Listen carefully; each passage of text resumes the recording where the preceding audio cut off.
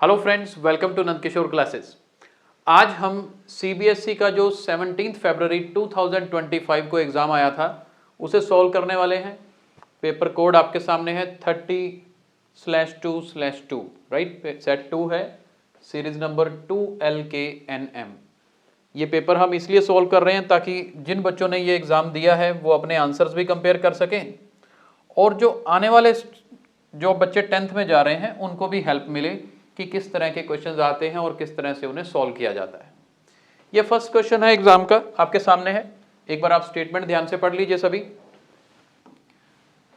The graph of y is equal to fx is given the number of distinct zeros. Number of distinct zeros सिर्फ वही होते हैं जी, मेरा graph x axis पे कितनी जगह पर कट कर रहा है, जिसको हम x इंटरसेप्ट बोलते हैं। और अगर मैं यहाँ बात करूँ तो देखो, एक यहाँ पर इंटरसेक्ट कर रहा है, एक यहाँ पर टच कर रहा है, राइट। इवन दो ये क्यूबिक पॉलिनोमियल है, लेकिन यहाँ जब यू टर्न है तो मतलब यू टर्न का मतलब होता है कि एक ही जीरो जो है ट्वाइस, दो बार आ रहा है, रिपीट कर रहा है। तो डिस्टिंक्ट रूट्स पूछे हैं इन्होंने, डिस्टिंक्ट सिर्फ दो ही हैं, इसलिए सी ऑप्शन इसका करेक्ट आंसर होगा। बहुत सिंपल क्वेश्चन था क्योंकि टाइम एक बहुत इंपॉर्टेंट फैक्टर प्ले करता है, तो स्पीड भी होनी चाहिए, तो इसका आंसर 2 होगा। बस यही देखना है कितनी जगह पर मेरा ग्राफ जो है कट कर रहा है। आगे मूव करते हैं जी, देखते हैं आगे वाले क्वेश्चंस किस तरह के आए थे। सेकंड क्वेश्चन की स्टेटमेंट पढ़िए, take your time in reading it. There are 2 sections A and B of grade 10. There are 28 students in section A and 30 students in section B. Section A में 28 students हैं, section B में 30 students हैं। What is the minimum number of books you will acquire for the class library so that they can be distributed equally among students of section A और section B? ये ना यहाँ पर टिक लगे हुए हैं कहीं होंगे, आपको नज़र आ रहे होंगे, क्योंकि बच्चों ने ही हमें अपने क्वेश्चन पेपर की PDF बना के भेजी है, तो वही मैं यहाँ पे सॉल्व कर रहा हूँ। बट आप प्लीज़ इनको फाइनल आंसर मत समझिएगा जब तक हम सॉल्व ना कर दें, राइट। अब यहाँ पर ऐसा क्वेश्चन अगर आप ध्यान से पढ़िए तो इसमें हमें क्या फाइंड करने को बोला है। 28 स्टूडेंट्स सेक्शन ए में हैं, 30 स्टूडेंट सेक्शन बी हैं।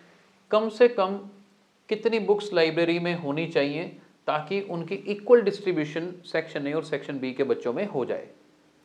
तो देखिए यहाँ पर इस क्वेश्चन में हमें एलसीएम फाइंड करना है, किसका, 28 और 30 का। पहली बात तो आपको ये समझ आनी चाहिए कि एलसीएम क्यों बनाना है, क्यों एलसीएम फाइंड करना है। देखो, मैं हमेशा बच्चों को बोलता हूँ कि कभी भी आपको क्वेश्चन पढ़ के एक आइडिया हो जाता है, जो दो वैल्यूज़ गिवन है, अगर तो आपको उन दोनों से बड़ा आंसर नज़र आ रहा हो, लग रहा हो कि यार इससे बड़ा ही होगा, फिर एलसीएम का केस होता है। जब आपको ये लग रहा हो कि इससे छोटा आंसर होगा तो एचसीएफ का केस होता है। नाम जरूर लिस्ट होता है लेकिन वो कॉमन मल्टीपल होता है। अब 28 बच्चे एक क्लास में, 30 एक क्लास में, टोटल 58 बच्चे हो गए, 58। अब लाइब्रेरी की बुक्स रखनी है तो 58 से तो ज़्यादा ही रखोगे। अगर फाइनल वैल्यू इनसे बड़ी है तो मतलब एलसीएम निकालना है, और एलसीएम निकाल के भी देखने की ज़रूरत नहीं है। मुझे यहाँ 30 नज़र आ रहा है, 30 की वजह से मैं सीधा 420 आंसर लगा दूंगा जो इसमें एक्चुअली है।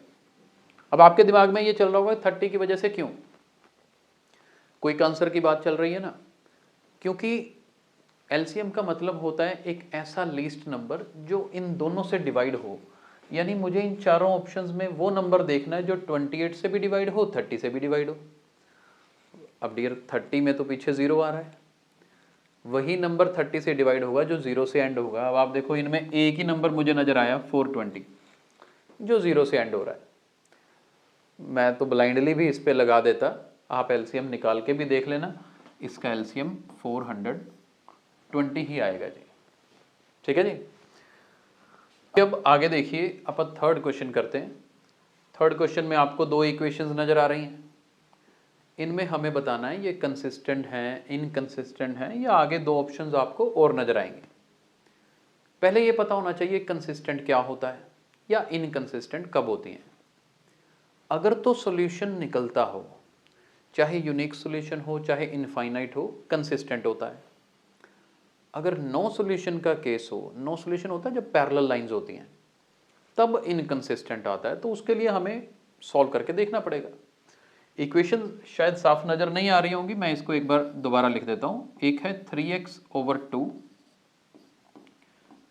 Plus 5y/3 is equal to 7।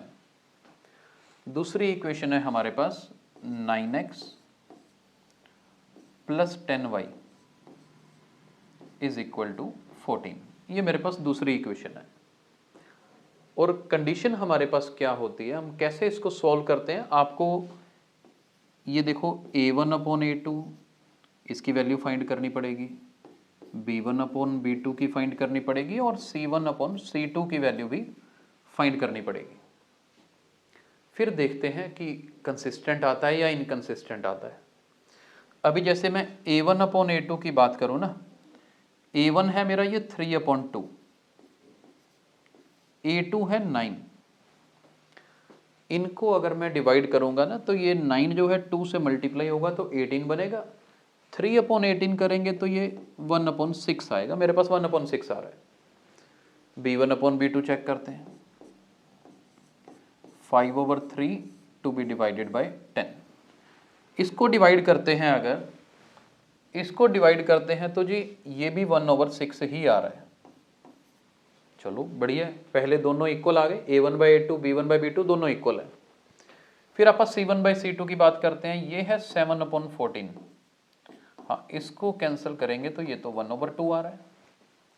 अब आप ये याद रखिए कि जब a1/a2 और b1/b2 पहली दो रेशोज इक्वल हों, तीसरी इक्वल ना हो, तो वो पैरेलल लाइन बनाता है। पैरेलल लाइन का मतलब होता है नो सॉल्यूशन, नो सॉल्यूशन का मतलब इनकंसिस्टेंट होता है। इसलिए बी ऑप्शन जो है बिल्कुल ठीक ऑप्शन है। ठीक है जी, third question option number B is the answer. चलिए अब आप फोर्थ क्वेश्चन रीड करते हैं। फोर्थ क्वेश्चन क्या है, नेचुरल नंबर 1 इज। अब वैसे देखा जाए ना, कई लोग गलती करते हैं, प्राइम नंबर पूछो तो 1 से शुरू कर देते हैं। ये पॉइंट याद रखिएगा, 1 प्राइम नंबर तो होता नहीं। पहला prime number, smallest prime number 2 होता है। इवन नंबर एक ही है जो प्राइम होता है और वो 2 होता है। कॉम्पोजिट नंबर स्टार्ट होता है 4 से। ठीक है, अब यहाँ देखो तो फिर प्राइम नंबर तो नहीं है, ये तो मैंने सीख लिया ना, अभी अभी बताया आपको। कॉम्पोजिट नंबर भी नहीं है, प्राइम और कॉम्पोजिट दोनों भी नहीं है, तो ये बड़ा आसान सा क्वेश्चन था, नीदर प्राइम नॉर कॉम्पोजिट। आपने एक बात नोट की होगी कि मतलब 20 क्वेश्चन करने हैं तो 20 मिनट में भी अगर ख़त्म करने हैं ना, एक क्वेश्चन अगर आपका 1.5 मिनट लेता है तो दूसरा क्वेश्चन कुछ ऐसा भी आता है जो मान के चलो 10-15 सेकंड भी नहीं लेगा। जैसे जिसको ये कंसेप्ट पता है उसने तो टिक ही लगाना है ना, वो टाइम सेव होता है और दूसरे क्वेश्चन पे लगाया जा सकता है। पांचवें क्वेश्चन की बात करते हैं जी, value of X for which this and this are consecutive terms of an AP. एक बात याद रखना, अगर आपके पास 3 टर्म्स हैं ए, बी और सी, और आपको ये बोला जाए कि ये तीनों एपी में हैं, अगर एपी में हैं तो ये फिर कंडीशन इसकी ध्यान में रख लीजिए, जो मिडल, हालांकि बेसिक से जाओ तो डिफरेंस सेम होता है, शॉर्ट में फटाफट करना है तो b की वैल्यू किसके इक्वल होती है जी, b is equal to a plus c/2। Left और राइट को ऐड करो, डिवाइड बाय 2, तो मिडल टर्म आ जाती है। तो यहाँ पर मेरे पास मिडल टर्म है x प्लस 10। ठीक है ना, middle term x plus 10, left में है 2x, राइट साइड में है 3x प्लस 2। हमने करना है डिवाइड बाय 2। इसको सिंप्लीफाई करके x निकालना इजी है। 2 को इधर क्रॉस मल्टीप्लाई करेंगे तो हमारे पास आएगा 2x प्लस 20। राइट साइड में अपने पास है 5x प्लस 2। अब आप इसको सॉल्व करिए, इक्वेशन ही सॉल्व करनी है, तो सॉल्व करके x की वैल्यू 6 आएगी। दैट मीन्स ए ऑप्शन आपका करेक्ट ऑप्शन है। आप आराम से देख लीजिए, कोई जल्दी नहीं है, ये तो चलते रहेंगे क्वेश्चंस। हमारी कोशिश है जितना मैक्सिमम हो सके आज के लेक्चर में कवर करेंगे। 6th क्वेश्चन रीड कीजिए। For any natural number n 5 power n ends with. अब 5 पावर n किससे एंड करेगा जी, आप खुद करके देखो ना। अगर आप 5 पावर 1 करोगे तो किससे एंड होगा, 5 से। 5 का स्क्वायर 25, 5 का क्यूब 125। इतनी एनालिसिस तो काफ़ी है ना, तो इसका आंसर सीधा सीधा बी आएगा। अब आपने नोट किया, एक क्वेश्चन बिना कैलकुलेशन वाला आया, एक क्वेश्चन कैलकुलेशन वाला आया, यानी कि बच्चों का बहुत टाइम सेव हो रहा है इसमें। चलिए आगे बढ़ते हैं। आपको कोई डाउट हो आप बिल्कुल कमेंट सेक्शन में जरूर लिख के भेज सकते हो। 7th क्वेश्चन, आप स्टेटमेंट रीड कर लीजिए एक बार, इसको स्टेटमेंट को पढ़िए। ट्राइंगल ABC और ट्राइंगल PQR गिवन है, एंगल A Q के इक्वल है और एंगल B एंगल R के इक्वल है, और हमें AB रेशो AC बताना है किसके इक्वल होगा। देखो थोड़ा अगर कंसेप्ट वाइज एक्सप्लेन करें तो बड़े ध्यान से देखिएगा। हमारे पास एक ट्राइंगल ABC है, चलिए जी मैं पहले तो ट्राइंगल ABC बना लेता हूँ, ABC, ताकि कोई गलती ना हो। और दूसरी तरफ PQR लिखा जरूर है, लेकिन हम ऐसे ब्लाइंडली PQR नाम लिखेंगे नहीं, अभी समझ आएगा क्यों। एंगल A किसके इक्वल है, Q के, तो भाई साहब A के सामने Q लगाएंगे हम। जो आदमी ऊपर P लगा देता वो कंफ्यूज हो जाता। A इक्वल टू Q है, B किसके इक्वल है, R के, तो यहाँ B है ना मेरे पास, तो मैं यहाँ R लिखूंगा। तो ठीक है ना, अगर मेरे पास ये दो एंगल्स इक्वल दिए हैं तो आप ये मान के चलो ये दो ट्राइंगल्स अब क्या हो गई, सिमिलर हो गई। बाय ए सिमिलैरिटी प्रूव तो करके ही नहीं दिखाना, अपने मन में करना कि हाँ ये दो ट्राइंगल सिमिलर है। जब दो ट्राइंगल सिमिलर होती हैं तो कोरिस्पॉन्डिंग साइड्स क्या होती हैं, प्रोपोर्शनल होती हैं। यानी कि अब मैंने ट्राइंगल ठीक बनाई है ना, तो मुझे ये नजर आता है कि ए बी के नीचे क्यू आर, देखिएगा ध्यान से एक बार, और इधर ए सी के नीचे इसका नाम क्यू आर पी बनेगा, तो ए सी के नीचे क्यू पी।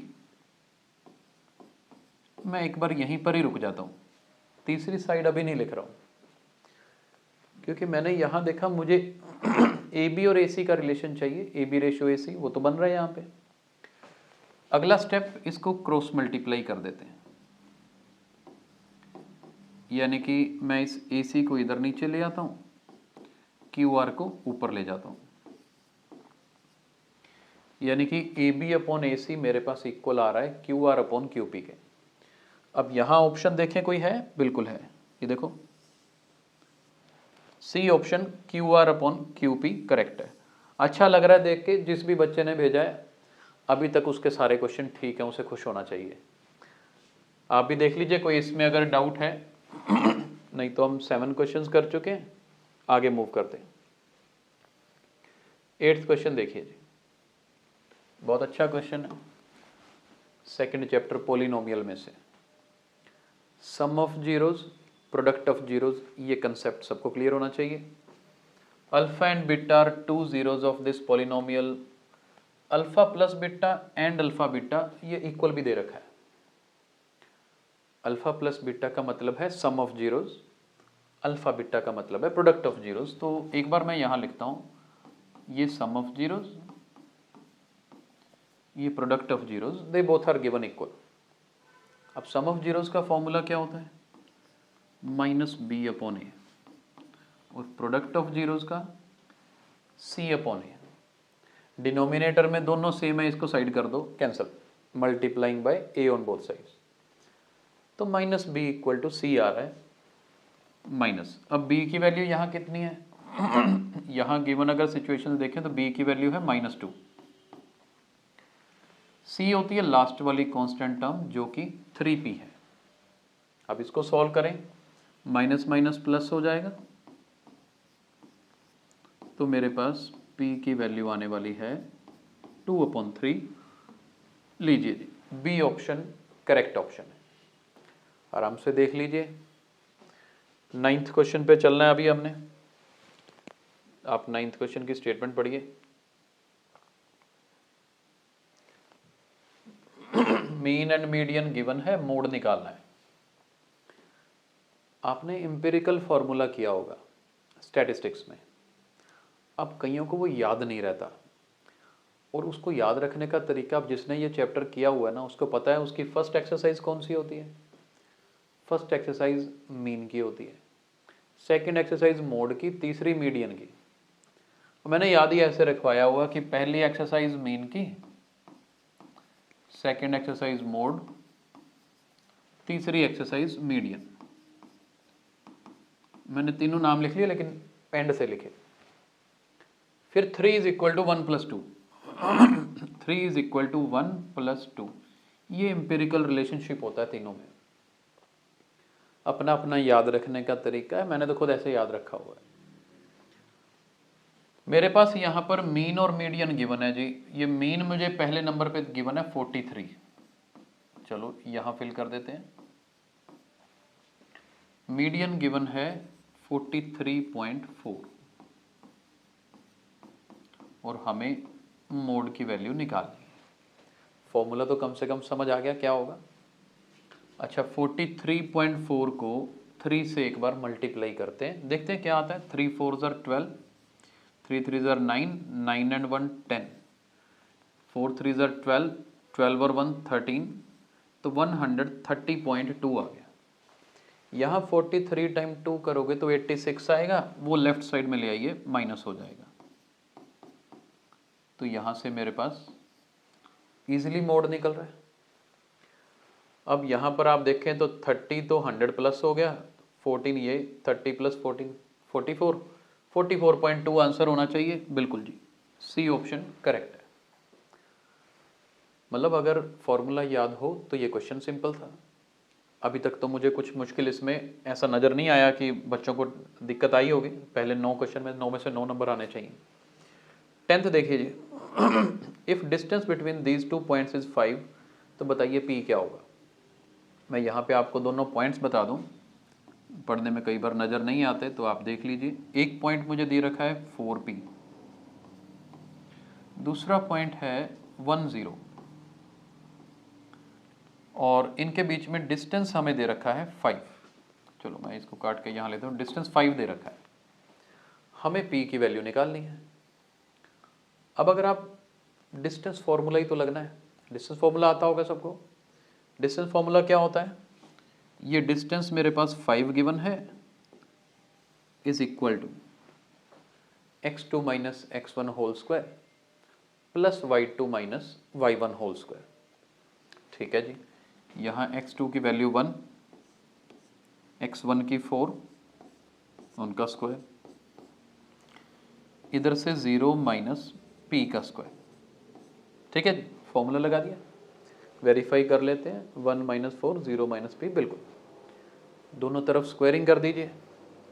अगर मैं 5 का स्क्वायर करूँगा 25 आएगा, इधर रूट खत्म हो जाएगा। -3 का स्क्वायर किया तो 9, 0 माइनस पी का स्क्वायर करेंगे तो जस्ट पी स्क्वायर। 9 इधर जाके माइनस होगा, 25 में से 9 माइनस करेंगे तो 16,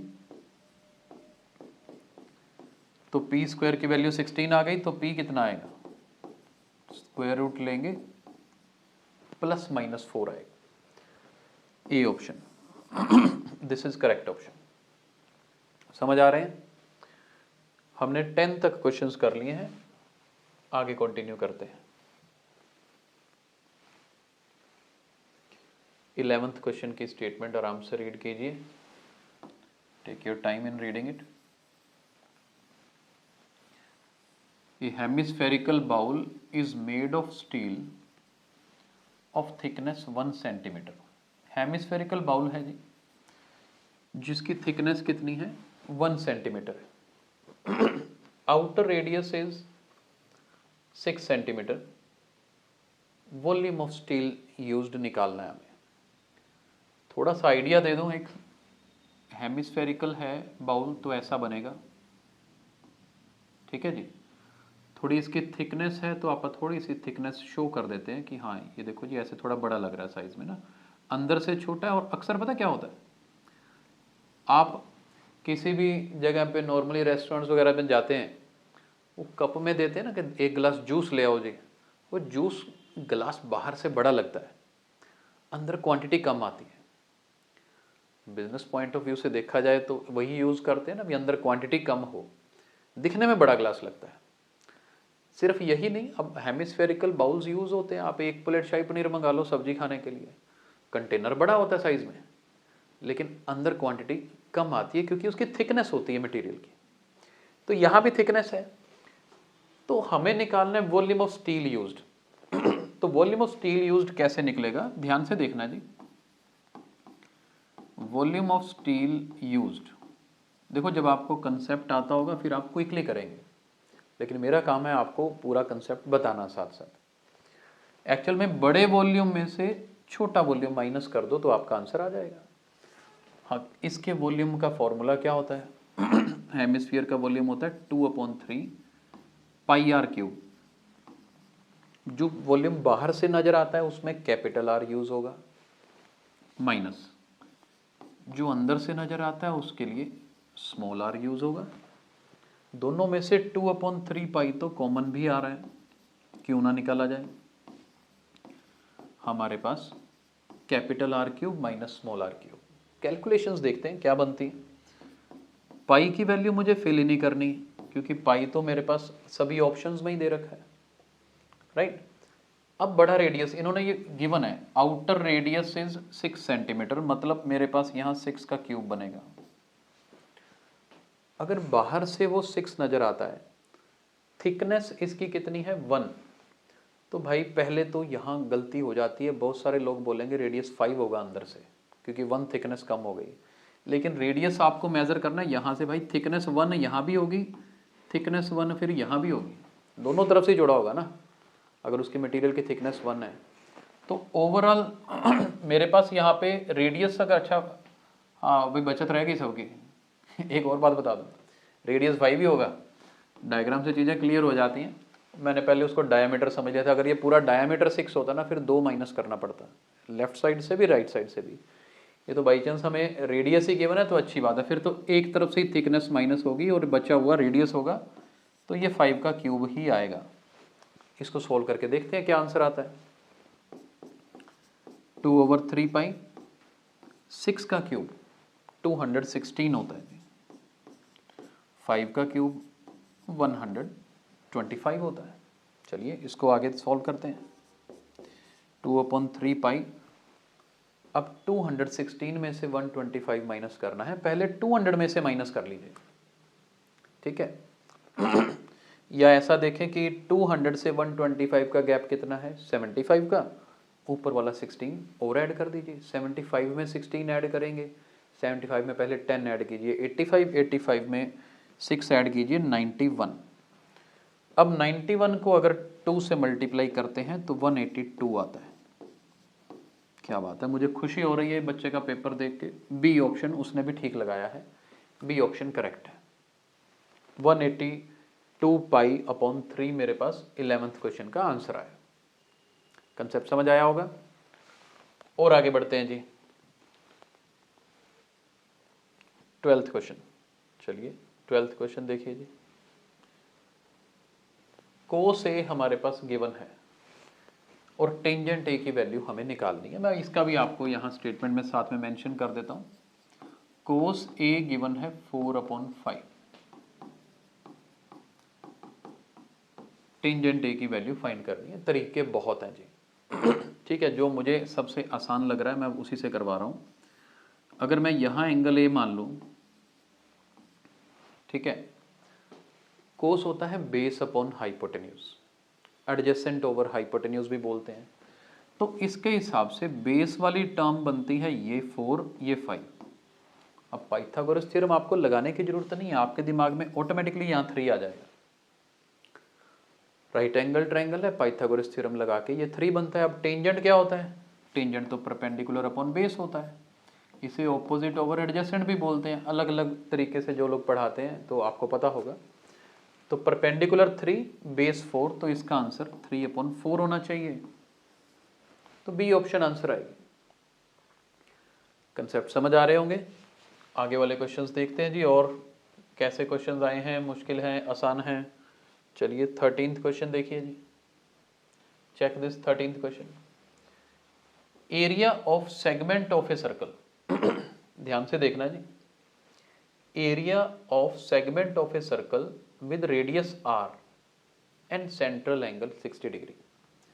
अब आपको सेगमेंट के एरिया का फॉर्मूला क्या होता है, ये होता है θ/360 पाई आर स्क्वायर, ये एक्चुअली सेक्टर का एरिया होता है, सेक्टर में से ट्राइंगल का एरिया माइनस करते हैं, minus half R square sine theta, ये फॉर्मूला रहता है।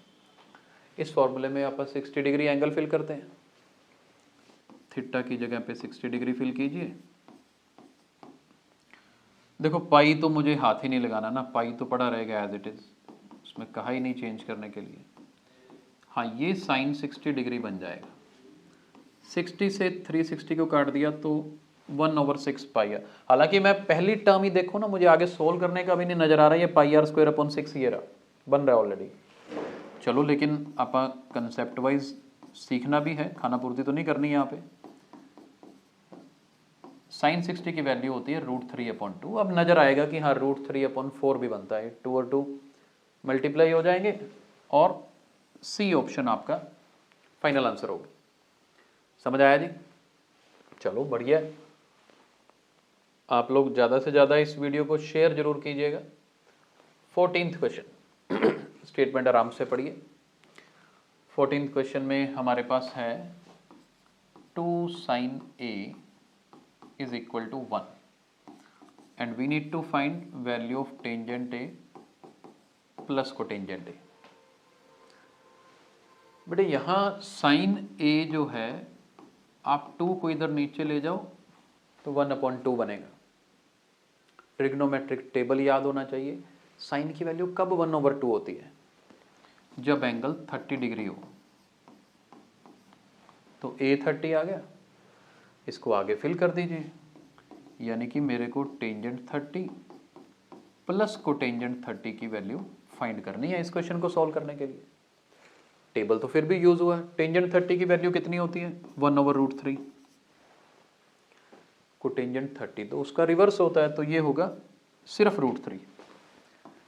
तो यहाँ पर मेरे पास बीच में प्लस का साइन है ना, तो मैं यहाँ प्लस √3 कर रहा हूँ।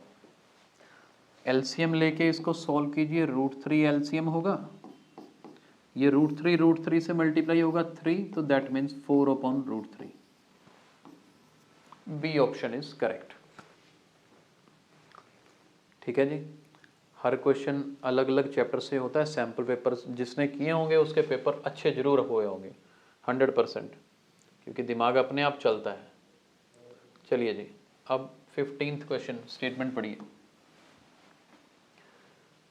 ये पॉइंट P है जी, थोड़ा हाईलाइट कर देते हैं। P, ये A, ये B, ये सेंटर है सर्कल का O। चलिए मैं सर्कल भी थोड़ा हाईलाइट कर दूं, आपको नजर आ जाएगा ठीक से। ये रहे, हमारे पास PA एंड PB दो टेंजेंट्स दे रखे हैं। OAB एंगल 15 डिग्री है। देखो जी, ये वाला एंगल है OAB, इतना इतना सा, इसको भी हाईलाइट कर दूं। ये रेडियस है सर्कल का, ये कोड है। ये वाला angle OAB, this angle is given as 15 degree. और हमें फाइंड करना है APB एंगल, ये जहां दोनों टेंजेंट्स मिल रहे हैं ना बाहर, ये वाला एंगल फाइंड करना है हमें, ये वाला APB।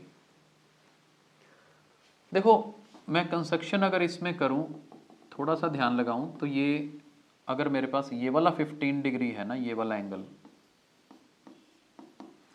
तो बच्चों ये वाला एंगल भी छोटा एंगल, ये भी 15 होगा। क्यों होगा? क्योंकि ये जो छोटी ट्रायंगल बन रही है ना, ये आइसोसेलेस ट्रायंगल है। दोनों रेडियस इक्वल हैं तो दो साइड्स इक्वल हो गई। एक 15 तो 30 डिग्री। अगर दोनों मिला के 30 है तो ये सेंटर एंगल AOB कितना होगा? 150 हो जाएगा bye angle sum property of A triangle. अब ये वाला एंगल और सामने वाले एंगल दोनों सप्लीमेंट्री होते हैं, दोनों का सम कितना होता है? 180। अगर ये 150 है तो फिर ये वाला 30 होना चाहिए। दैट मीन्स ए ऑप्शन बिल्कुल ठीक है, 30 degree is the correct option. चलिए और आगे बढ़ते हैं। 16th क्वेश्चन आसान है, ये वाला कोड तो इतना मुश्किल नहीं लग रहा बच्चों को, बड़े आराम से किया होगा। जिन्होंने तैयारी की है उनको तो नहीं मुश्किल लगा होगा। 16th की स्टेटमेंट पढ़िए। From a point on the ground which is 60 metre away from the foot of a vertical tower. एक काम करते हैं, ये ग्राउंड पे एक पॉइंट है, ये ए बी एक टावर है, ठीक है ना। थोड़ा सा डायग्राम तो बनाएं। ग्राउंड पे जो पॉइंट है सी लिख लेते हैं। From a point on the ground which is 60 metre away, चलो ये डिस्टेंस 60 मीटर गिवन है। Angle of elevation of the top of the tower is found to be 45 degree. ये टॉप ऑफ द टावर का angle of elevation कितना मिला? 45 degree. Height of the tower is, अब देखो ना, जब एंगल 45 होता है ना तो परपेंडिकुलर और बेस सेम होते हैं। क्विकली करने वाला है, आप ये अगर 45 डिग्री टेंजेंट 45 लगाएंगे तो आपका बेस और परपेंडिकुलर दोनों सेम आ जाएंगे, तो ये भी 60 होना चाहिए। सी ऑप्शन आंसर होगा। हाँ, अगर किसी को समझने में मुश्किल है तो मैं ये मेथड बता देता हूँ। Tangent 45 is equal to perpendicular upon base. Tangent 45 1 होता है, तो बेस इधर मल्टीप्लाई होगा, तो देखो जी बेस और परपेंडिकुलर दोनों इक्वल आ जाएंगे। इसलिए मैंने कहा कि अगर बेस 60 है तो परपेंडिकुलर भी 60 होगा। यही आपका आंसर होगा। ठीक है जी। चलिए आप 17th क्वेश्चन की स्टेटमेंट रीड कीजिए जल्दी से। Probability for a random selected numbers, ठीक है, 1 से लेकर 25 तक नंबर्स हैं हमारे पास, और हमें प्रोबेबिलिटी निकालनी है कॉम्पोजिट नंबर की। कॉम्पोजिट नंबर कौन से होते हैं? तो सर जो प्राइम ना हो, जो प्राइम ना हो, हाँ वही कॉम्पोजिट होते हैं। तो 1 से लेकर 25 में से या तो कॉम्पोजिट की काउंटिंग कर लो या प्राइम की कर लो। अब यहाँ पे गलती के चांसेस क्यों हैं? ऐसा क्वेश्चन क्यों दिया जाता है? 1 को कहाँ काउंट करोगे, वो फिर गड़बड़ आ जाती है, क्योंकि 1 कॉम्पोजिट में नहीं होता। पहला कॉम्पोजिट नंबर कौन सा होता है? 4 होता है। 4 के बाद 5 तो प्राइम है, 6 होगा, 7 प्राइम है, 8 कॉम्पोजिट होगा, 9 कॉम्पोजिट होगा, 10 जो किसी दूसरे टेबल में आए वो कॉम्पोजिट है। ऐसे याद रख लीजिए। 10 के बाद 12, 13 नहीं होगा, 14 होगा, 15 होगा, 16 होगा, 17 तो प्राइम है, 18 होगा, 19 प्राइम है, 20 आएगा, 21 भी प्राइम है, 21 प्राइम नहीं है, कॉम्पोजिट है इसीलिए लिखा है। 22, 23 प्राइम है, फिर 24 और 25। लो जी, ये लिस्ट मैंने लिख दी कॉम्पोजिट नंबर्स की। आप इसको कंपेयर कर लीजिए, मुझे भी करनी चाहिए, आप पेपर में लिखो, आपको भी करनी चाहिए, नहीं तो गलती के चांसेस बने रहेंगे। 4 के बाद 6, फिर 8, फिर 9, 10, 11 छोड़ा है हमने, 13 छोड़ा है, 17 छोड़ा है, 19 स्किप किया है, 23 स्किप किया है, बिल्कुल ठीक है। अब इनकी काउंटिंग कितनी है देखें, 1 2 3 4 5 6 7 8 9 10 11 12 13 14 15, तो 15/25 इज करेक्ट। मैं पता है जब काउंटिंग कर रहा था ना, जिस बच्चे ने ये अटेम्प्ट किया है, तो मेरे दिमाग में ये चल रहा था बेचारे का ठीक हुआ कि गलत हुआ, तो उसका ये भी ठीक हुआ। 15/25 इज करेक्ट आंसर। चलिए 18th क्वेश्चन देखते हैं जी। डायग्राम आपके सामने है। ये तो ऐसा क्वेश्चन थोड़ी देर पहले किया, आज के पेपर में ही आया हुआ था। यहाँ पर मेरे को AOB एंगल गिवन है, ये वाला, ठीक है, ये एंगल गिवन है, और मेरे को ये वाला AP भी फाइंड करना है। और मैंने थोड़ी देर पहले आपको बताया था कि इन दोनों का सम क्या होता है? 180 होता है, सप्लीमेंट्री होते हैं। तो मतलब ये एंगल AP भी कितना होना चाहिए? 50 होना चाहिए। तो B ऑप्शन करेक्ट ऑप्शन है जी। इसके बाद 2 क्वेश्चन आते हैं असर्शन एंड रीजनिंग के। तो चलिए असर्शन एंड रीजनिंग वाले क्वेश्चन पे चलते हैं। कैसा क्वेश्चन आया था ये देखते हैं। ये लीजिए, थोड़ा बड़ा कर देते हैं स्क्रीन को, आपको अच्छे से नज़र आ जाए, पढ़ने में आ जाए। ये देखिए जी, बहुत आसान आए थे, बताया, ज़्यादा दिमाग ही नहीं लगाना पड़ेगा, थोड़ा सा कंसेप्ट खुद को क्लियर हो। जैसे मैंने 19th का असर्शन पढ़ा, mean of n natural numbers. Mean of n natural numbers होता है n टाइम्स n+1/2। जिसको ना समझ आए, नहीं पता, तो वो AP का सम ऑफ n टर्म्स का फॉर्मूला तो लगा ही सकता है ना, n/2a+l, तो उससे भी पता लग जाएगा कि n × n+1/2 होता है। इन्होंने यही गलत दिया हुआ है। अब अगर असर्शन गलत है तो कुछ और चेक करने की जरूरत ही नहीं होती चारों ऑप्शन में, सीधा D ऑप्शन आंसर रहेगी जी, ये वाला, ये D ऑप्शन है। Assertion is false but reason is true. अब आप कहोगे सर रीजन चेक नहीं किया, चारों ऑप्शन में एक ही ऑप्शन ऐसी होती है जिसमें असर्शन फॉल्स हो। अगर मुझे कन्फर्म्ड है मेरा असर्शन फॉल्स है, फिर मैं रीजन चेक करके अगर मुझे वो ठीक है ना, तो D ऑप्शन ही इस बच्चे ने भी लगाया हुआ है, वेरी गुड, ये करेक्ट है। मतलब ये वाली ऑप्शन आएगी, D ऑप्शन आनी चाहिए इसका आंसर। ऐसे ही मैंने 20th पढ़ा ना, 20th का रीज़न पे जब नज़र गई, ऊपर पढ़ूंगा तो कैलकुलेशन करनी पड़ेगी। जो स्मार्टली नहीं करेंगे वो पहले इसको सॉल्व करेंगे पूरा। लेकिन आप सेकंड पढ़िए, surface area of A cuboid. अब आपको पता होना चाहिए सरफेस एरिया ऑफ क्यूबॉइड का फॉर्मूला होता है 2 times LB plus BH plus HL। अब यहाँ तो 2 ही मिसिंग है, जो क्वेश्चन आया उसमें 2 दिया ही नहीं हुआ, इसका मतलब रीजन फॉल्स है। अब रीजन फॉल्स किस में होता है? सी ऑप्शन में सिर्फ। तो इसका सी ऑप्शन चुपचाप आंसर लगा सकते हो, बड़ी जल्दी हो जाता है।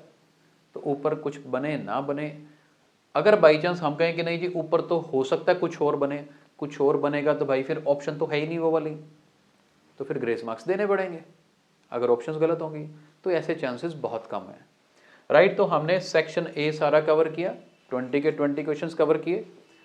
आप इस वीडियो को ज़्यादा से ज़्यादा लाइक करिए, शेयर कीजिए। हम आगे सेक्शन बी भी कंटिन्यू करेंगे, राइट। सेक्शन बी का सेपरेट वीडियो, सेक्शन सी का, सेक्शन डी, ई, इस तरह से पेपर्स कवर करेंगे। आप सब हमारे साथ जुड़े रहिए। अगर आपको आज का वीडियो अच्छा लगा है तो ज़्यादा से ज़्यादा बच्चों तक शेयर जरूर कीजिए। Thank you so much.